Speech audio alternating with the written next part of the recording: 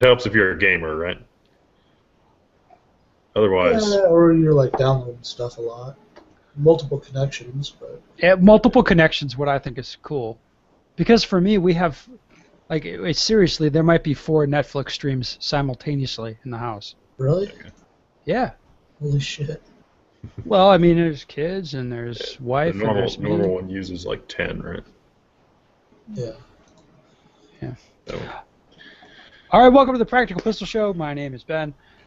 Here to answer your shooting questions. Today, we have Mr. Nick. I guess. You are soon to shoot Florida Open, Nick. Yep, I'll be in Florida 1 week from right now. Everybody's very excited for you. And Mr. Hopkins, who will not be in Florida. Hi. All right, here's a question today, guys. I've been shooting at USPSA Production Division off and on since 2008. Thanks to your show this past year, I went from crazy, fast, penalty-heavy shooter finishing with 70% of the points to a smooth movement, almost penalty-free scoring shooter that finishes around 90 to 95%. This has usually earned me a top 5 finish overall at my local matches as a production shooter. I decided I want to focus on USPSA a little more this year and work on some of my advanced drills. So my question for you and the crew is, if you are coming into a position with multiple targets at 10 or 15 yards, do you find it beneficial to keep lower body movement going, foot still moving before the plant, I'm not sure what he means, but while breaking your first shot on paper in an array, sacrificing a possible A hit for a little bit of a faster time, or should you get in a position, plant, then immediately break the shot to ensure a higher level of accuracy at the cost of a little bit of extra time? This question also goes, when you exit a position, do you finish the array then move, or do you initiate movement before you break the last shot? Is your strategy any different if you know you have to hit a reload after the array? Hopkins. Like 4 questions in there, right? There is. So let's start with the first one. Yeah. Coming into position, the targets are sort of medium-ish, medium-longish. Like 15 yards is medium-longish range, right? Yeah. Right. So it's not really that far, but it's on the tougher end of the stuff that we'd be probably moving want to in and shoot out of. those just moving, you know? I think that'd be a tough shot moving to guarantee an A hit. It would be a tough shot moving. So what's the answer to this? I mean, you gotta figure your threshold out, whether you can shoot it as you stop or you have to wait till you're completely stopped. So let's say you're where this guy is in his skill. So it sounds like he can roll in there. He's going to hit him. Sounds like he should be working on this skill to advance. Right, but he thinks he's going to shoot more C's. Is it worth it? Probably not. How did you work that out? Average hit factor is a 6, so you're going to drop a C as 2. That's 3/10, right? I'm with you so far, yeah. You do that twice or 3 times, you're over a second. Well, how much time do you think he'd pick up? That's the trade-off. Are you going to pick up a second or That's what he's fucking asking. 3/10? I mean, Okay, we need a nerd. We need Nick. Yeah, Nick, no, what do I you mean, think? I'm with Hopkins. I mean, you got to know the hit factor of the stage to know, how much time is that C worth, and then you also have to know yourself, to know how good of a shooter am I, and how moving can I actually be, and definitely at least guarantee at least a C, right? So you got to know those two things. if you're shooting a D, it's a no-go for sure. D is no good. D So or worse. you got to guarantee at least a C to even think about this. I mean, but 10 to 15 yards, I mean, honestly, that's on the edge of me doing any kind of, movement while I'm shooting there, whether it's in or out of a position. Either way, I mean, that's right on the long side of where I'd really think about doing much of anything. I mean, 10 maybe. I think 15 you should is. describe movement maybe, because you're talking about basically shooting as you're rolling in and then stopping maybe like mid-second target.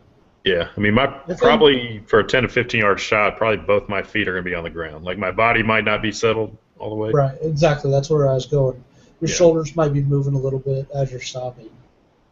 But I'm probably not taking those shots while my feet are still moving. Right. All right, how about this? I'll tell you guys what I would recommend as he approach it, and you tell me what you think of this. So he should watch the top dudes shoot those stages.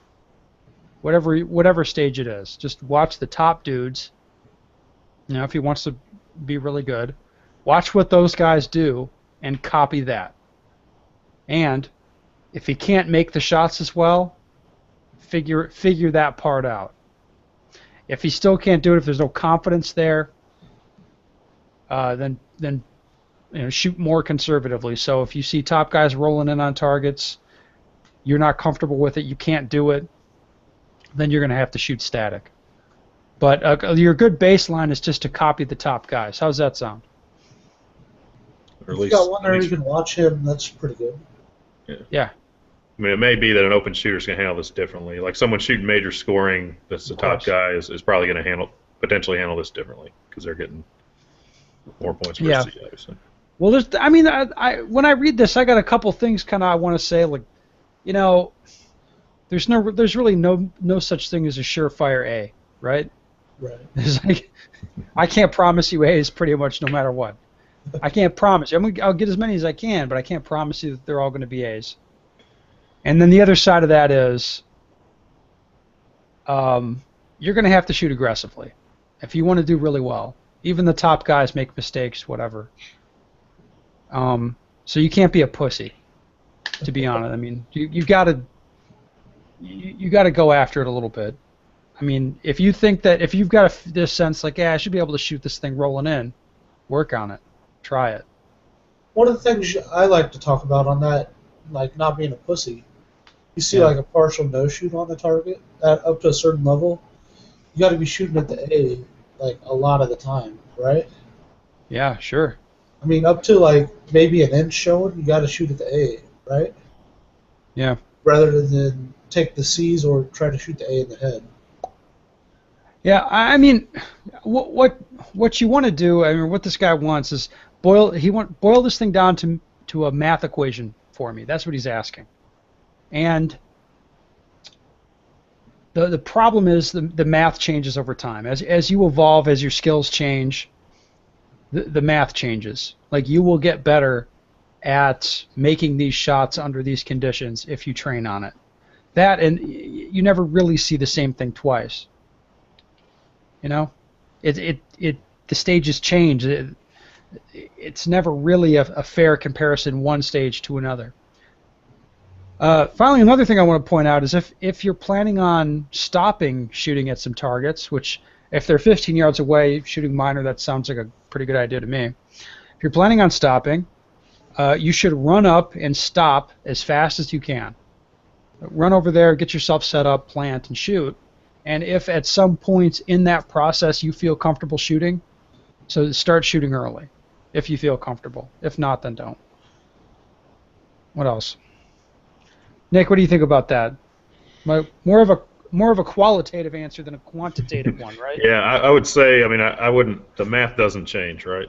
Like, I'm not going to say the math changes. Like, the math changes, like, your ability to shoot a higher hit factor is going to change as you right, the equation doesn't change, yeah. but kind of the inputs do over time. Yeah, right. You got to know, like I said, you got to know what the hit factor is to the best of your ability. You got to be able to kind of estimate that beforehand. And then you just have to know your own skill level and what you can do and what you can't. Yeah. And you got to work to improve what you can do in practice. I think that goes to exiting also out of an array, right? Which was the second question. Yeah, that's the second part of his question here, yeah. Yeah. So there's a little bit different answer. I will say this about for most guys in production. If you know that you're going to shoot C's doing something, like if I'm certain I'm going to shoot C's, as opposed to making a good faith attempt at shooting A's. That's what I like to do. That's the way I think about it. It's like, I may not shoot all A's, but I'm at least going to try on every target. I'm going to try. If I'm shooting at a target in such a way like I know I will shoot C's doing this, I'm probably doing it wrong. Right? That's probably not the right play in production. Is that fair? Yeah, I think so. Definitely, the better you get. So if you're trending toward upper skill level, then Yeah, definitely. there's not a lot of exceptions to that. It might be a really fast swinger where it's like fuck it. If you hang them both on there, you're doing good, right? But for the most part, Yeah. if you know like if like okay, I'm going to be eating C's if I do this for sure, that's probably a bad call. Yeah, and it's no different moving out, right? No, I wouldn't think so. I don't think it changes even with a reload, you know? No, he put that in there. So none of this really changes the answer. Yeah, he says, "Is it any different if you know you have to hit a reload after either rail?" Like, no, Um, not really. so I'll throw my exiting strategy out there. See if you guys like it. Okay. So if I'm starting in a spot where I'm going to be shooting, or it doesn't really matter if I'm starting there, but if I got a bunch of targets that are of vastly different difficulty, so say I got a 5 yard, a 10 yard, and a 25 yard, whatever, like the accelerator drill. Say you got a target like that. Um, usually, usually what I like to do is start on the far one and kind of work in because then I can kind of lean on the way out and cut down on the movement. So I can really start my momentum shifting a little bit while I'm shooting the close target and still have a really good chance of shooting A's on that close target and get going. Mm-hmm. So I can't really do the opposite. Like I can't really lean out hard on the far target. So am I going to do that? It depends on also then like how far is that movement and do I have to do a reload in there? So if my next position is close enough to where like I can shoot completely flat-footed and then do a reload and I can move like to the next position before the reload's done. Like if the reload is going to be the limiting factor on being ready to shoot again, then I'm not going to lean out. I'm just going to definitely shoot the A's. I'm going to try and guarantee A's on every target. If the movement is like longer and I'm going to, the running part is going to be the long lead time item to complete, then I'm going to try and lean out, and that's what I'm going to do there. Does that make sense? Sort of. It's hard for me to envision this. Okay. Yeah. So if I got like I got two positions that are really close together, I'm probably going to shoot flat-footed and really guarantee Ace. And if they're farther apart, then I'm going to do what I can to like lean out or Yeah. get Okay. early in darkness. But again, you're not going to eat C's. You're not going to guarantee yourself C's with whatever you're doing. Right. Yeah. I'm going to try and shoot A's on all the targets. Yeah. I'd like to point out, I think that moving out of positions while you shoot, it's a good thing to do under a lot of circumstances, but I feel like it's overrated a lot. I feel like a lot of guys get into position, shoot pretty comfortably, and they start moving on one target, but they move really slow or something. I don't think there's a lot to be gained there. I think you want to, move through a position quickly or move out of it quickly if you're going to move at all. Otherwise, just stand still. Yeah. Yeah. I mean, and the better you get, the more valuable those A's become, right? So it sounds like this guy's getting pretty good. I mean, the better you get, the more A's that you really have to shoot.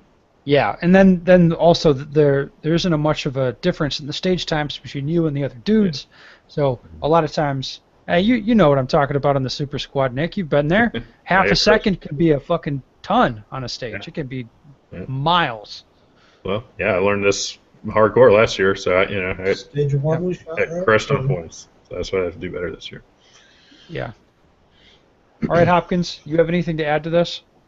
No, I think we covered it. This isn't your forte, is it? All this like math nerd stuff. Dude, if I'm lucky, if I can shoot the A's, man. That's what I got to work on this year: shooting more fucking alphas. Okay. Well, Nick, Matt, thank you for coming on, guys. I do appreciate it. I got to educate the people also on how to do walkthroughs. Oh. Yes, go. You walk through the stage and then you exit out the back and go around it, so you don't get in other people's way. Hey, what if there's like a wall or something at the end and you can't get out? Well, step to the side. No, there's no place to go. It's walls everywhere. You end at the end of a hallway shooting through a little port. What do you do? Well, hopefully the person behind you would leave enough room for like you to get out. Then they can like once you're out, they can try their plan. You wouldn't call it a poorly designed stage? No, You'd say, hey, match director, this stage does not facilitate efficient walkthroughs. no, I wouldn't go that far yet. That'll be next year, right? No, it might be this year, dude. It's early still. Oh, shit. You probably climb under the wall or over the wall. Oh, yeah, you could do that, I guess. I will not be doing that, but What a shit show.